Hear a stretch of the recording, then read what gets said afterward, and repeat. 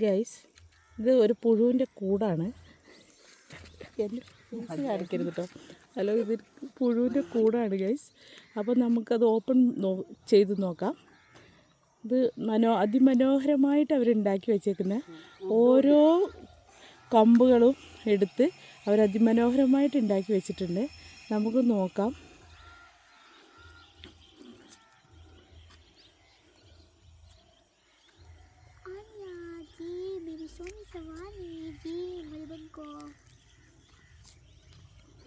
Guys ഒരു എന്താണ് പറയുക, ലെയർ പൊളിച്ചു.